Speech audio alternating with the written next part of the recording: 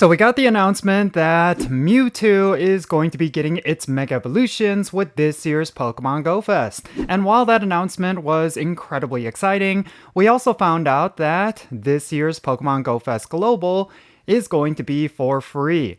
And I really am concerned about this, even though on paper that sounds really good. I think there are some things that could make this a very lame event.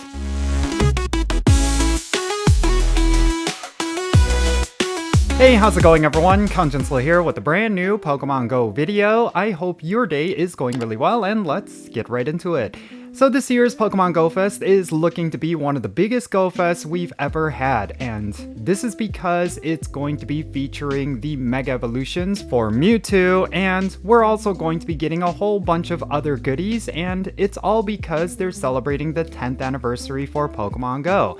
Now, the one thing I will say is that with this Go Fest, I think naturally it's just going to be a really good time, especially for myself, because they're going to be bringing Pokemon Go Fest back to Chicago. One of the live in-person events is going to be the city of origin for Pokemon Go Fest, and it's also my home city, so I don't need to travel for it, and it's going to be something that I will be able to enjoy with my local community, as well as a bunch of you who are going to be traveling to Chicago.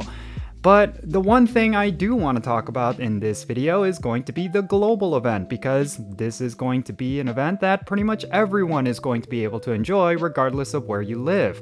And of course, this has been a staple with Pokemon Go Fest for the past several years, ever since we had the pandemic, and they were not able to do live in-person events. So they made a global event, and now it's kind of become a staple with these major events.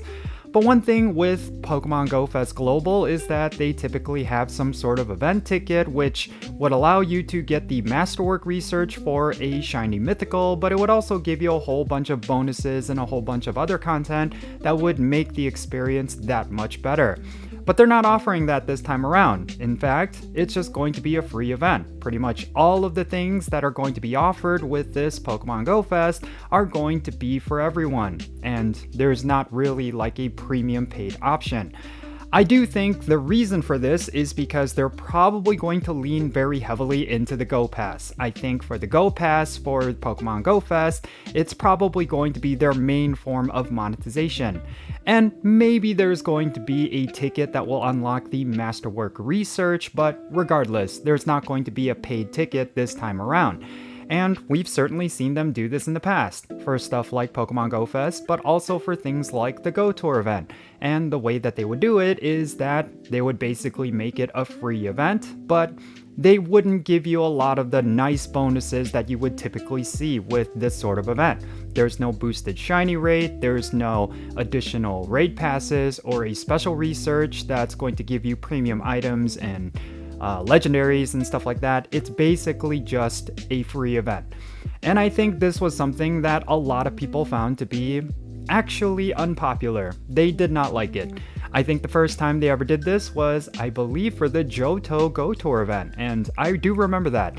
There was no paid option. It was basically, maybe there was like a Masterwork research ticket. I think that's all that they offered, but there was no ticket that would give you boosted shiny rates. There was no ticket that would give you enhanced bonuses for whatever.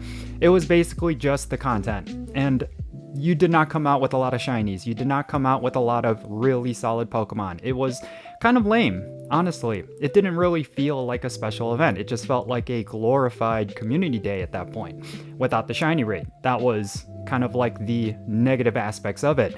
And I'm worried it's going to happen this time around. I'm really worried that for Pokemon Go Fest Global this year, it's not going to feel as special because, for one, they're not going to boost the shiny rates because it's a free event. And on two, it's not necessarily going to be anything more than just a glorified raiding event, because the main focus is of course going to be those super mega raids, just like with this past Go Fest. And I think that could be a huge detriment to the event. They really do need to offer some special things with these events. I think this year's Go Tour event, it was alright. It did feel like it was more focused on raiding because of the new super mega raids. It didn't necessarily feel like all of the aspects of Go Tour were really presented. It felt like yeah, there was nothing really special about it aside from a whole bunch of Pokemon from the region being spawned and the raid battles being the major thing. I'm worried that Go Fest is going to be the same thing. Why do I say that? Because this is a very special Go Fest. This is a Go Fest for the 10th anniversary of Pokemon Go. It's also going to see the debut of a very powerful Mega Evolution. And of course, it is going to be probably the big thing to celebrate Pokemon Go in general. That's kind of how they've always treated Go Fest. It's like the biggest celebration for Pokemon Go. And it would be really bad if this year's Go Fest ended up being very lame, that they didn't actually give players the best experience possible because they wanted to make it more accessible. I understand the argument that having a free premium event is actually really good. It's certainly going to allow more players to enjoy the event. I think in the past, because they had these tickets, it kind of forced players to spend money in order to maximize their experience. It also was a way for them to kind of overly monetize the game. I've already seen that criticism multiple times, but at the same time, it is a give or take. These are the sort of events where players are willing to spend money, even those who are completely free to play. And the reason for that is because they treat it as like the one major event every single year, where they could get a whole bunch of shinies that they've been wanting, they could get a whole bunch of raid battles done, that sort of thing. But yeah, that's just kind of been my concern with this being free to play. But there's also an aspect of it where I feel like it's totally okay. I think it's actually pretty cool. As long as they give a lot of really cool stuff, even though it is a free to play event, I think players will be okay with that. But it really does depend.